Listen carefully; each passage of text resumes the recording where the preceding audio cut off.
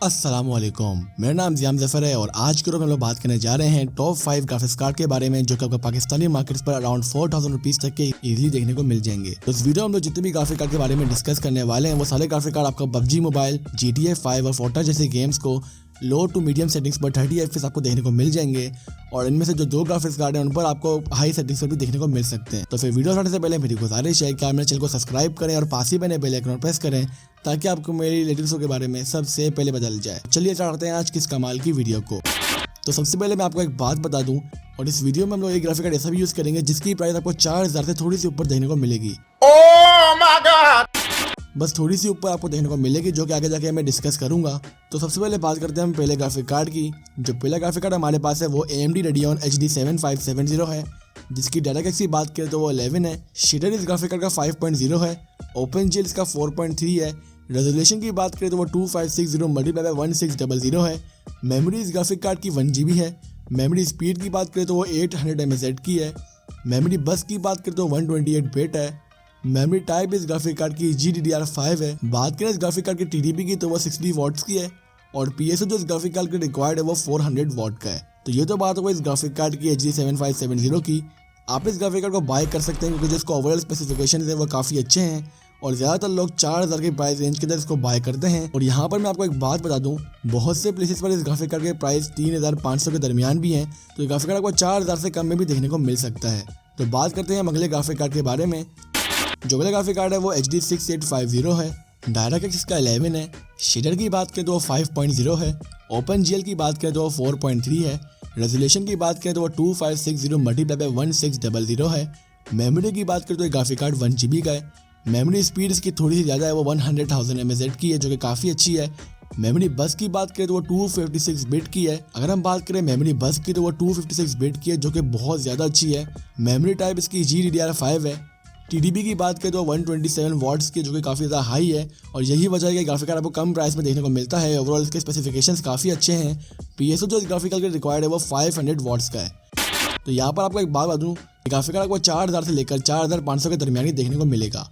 बात करें OLX जैसे मार्केट्स पर आपको ग्राफिक कार्ड 4000 का ही देखने को मिलेगा, लेकिन अगर आपको शॉप से जाकर बाय करेंगे तो ग्राफिक कार्ड आपको 4500 के दरमियान में देखने को मिल सकता है। अब कुछ जगह पर ग्राफिक कार्ड 5000 का भी बिकता है, लेकिन मेरा नहीं ख्याल आपको 5000 में इस ग्राफिक कार्ड को बाय करना चाहिए क्योंकि ग्राफिक कार्ड की TDP काफ़ी हाई है और जिन ग्राफिक्स कार्ड की TDP थोड़ी ज़्यादा हाई होती है, जिनके लिए ज़्यादा पावर सप्लाई रिक्वायर्ड होता है, वो ग्राफिक कार्ड के स्पेसिफिकेशंस तो अच्छे होते हैं लेकिन वो ग्राफिक कार्ड प्राइस टैग में भी हमें कम के देखने को मिलते हैं क्योंकि ग्राफिक कार्ड ज़्यादातर माइनिंग के लिए यूज़ हुए होते हैं। तो बात करते हैं अगले ग्राफिक कार्ड की और अगला ग्राफिक कार्ड हमारे पास NVIDIA Quadro K600 है जिसका DirectX 12.0 है। शेडर की बात करें तो 5.0 है। OpenGL इस ग्राफिक कार्ड का 4.5 है। रेजोल्यूशन इस ग्राफिक कार्ड की काफ़ी अच्छी है, वो 4096 मल्टीप्लाई बाय 2160 है। मेमोरी की बात करें तो ग्राफिक कार्ड आपको 1 GB का अराउंड देखने को मिलता है। मेमोरी स्पीड की बात करें तो वो 905 mHz की है। मेमोरी बस इस ग्राफिक कार्ड की 128 बिट है जो कि इनफ है। मेमोरी टाइप की बात करें तो वो DDR3 है। TDP की बात करें वो 41 वॉट्स की है। PSO जो इस ग्राफिक कार्ड का रिक्वायर्ड है वो 400 वॉट्स का है। इसके ओवरऑल स्पेसिफिकेशंस काफ़ी अच्छे हैं। ये ग्राफिक कार्ड Quadro 600 से स्पेसिफिकेशंस के लिहाज से थोड़ा ज़्यादा अच्छा है, यही वजह है ग्राफिक कार्ड आपको 4000 के दरमियान देखने को मिलता है। अब बात करते हैं अगले ग्राफिक कार्ड की। जो अगला ग्राफिक कार्ड हमारे पास है वो NVIDIA GT640 है। ये ग्राफिक कार्ड का DirectX वर्जन 12 है। शेडर की बात करें तो 5.0 है। OpenGL इस ग्राफिक कार्ड का 4.5 है। रेजोल्यूशन इसकी काफ़ी अच्छी है, वो सेम 4096 मल्टीप्लाई बाय 2160 है। मेमोरी की बात करें तो ग्राफिक कार्ड आपको 2 GB के अंदर देखने को मिलता है। मेमोरी स्पीड इसकी 891 mHz की है। मेमोरी बस इसकी 128 बिट है। मेमोरी टाइप इसकी DDR3 है।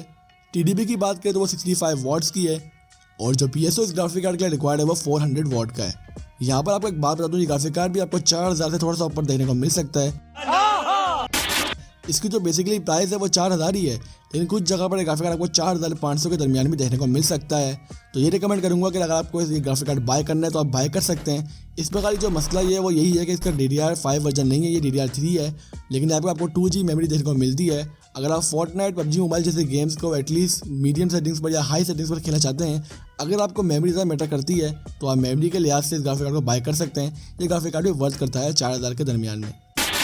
तो चलिए बात करते हैं इस लिस्ट के लास्ट ग्राफिक कार्ड की।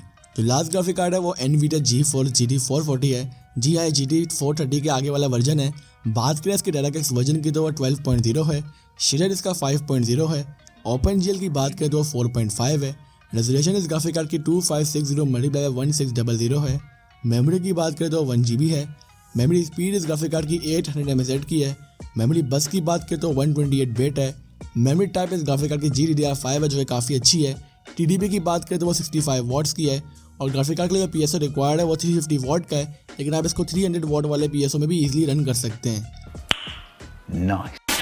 इस ग्राफिक कार्ड के बारे में आपको स्पेसिफिकेशंस के लिहाज से बात करूं, इसकी मेमोरी स्पीड हमें थोड़ी सी कम देखने को मिलती है, वरना ओवरऑल ग्राफिक कार्ड भी काफ़ी अच्छा है। अगर आप इस ग्राफिक कार्ड को बाय करना चाहें तो आप बाय कर सकते हैं।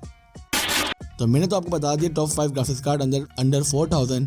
अब बात यहाँ पे होती है कि मेरा ओपिनियन क्या है।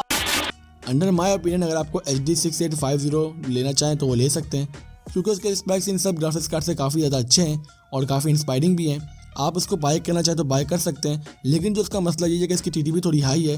मेक श्योर कि वो GPU माइनिंग वाला ना हो, आप चेक करना उसको बाय करने से पहले, वरना आप इनमें से कोई भी ग्राफिक कार्ड बाय कर सकते हैं। ऑलमोस्ट सारे ग्राफिक्स कार्ड की परफॉर्मेंस सेम ही है। जो GDDR5 वाले GPUs हैं वो आपको अच्छी थोड़ी परफॉर्मेंस देंगे। तो बस आज के लिए इतना ही। मुझे उम्मीद है कि आज की वीडियो आपके लिए बहुत ज़्यादा हेल्पफुल हुई होगी। इस वीडियो से आपको काफ़ी मालूमात मिली होगी इन ग्राफिक्स कार्ड के रिलेटेड में। अगर आपको स्टिल कोई भी क्वेश्चन है आप मुझसे इंस्टाग्राम पर पूछ सकते हैं। मेरा डिस्कॉर्ड सर्वर का लिंक डिस्क्रिप्शन में है, वहाँ जाकर डिस्कॉर्ड सर्वर भी ज्वाइन कर सकते हैं। वीडियो कैसी लगी ये कमेंट सेक्शन में आपने ज़रूर बताना है और लाइक भी कर दे वीडियो को। तो बस आज के लिए इतना ही। तो मैं हाजिर हूँगा अपनी अगली वीडियो के साथ। तब तक के लिए अपना बहुत ख्याल रखिएगा।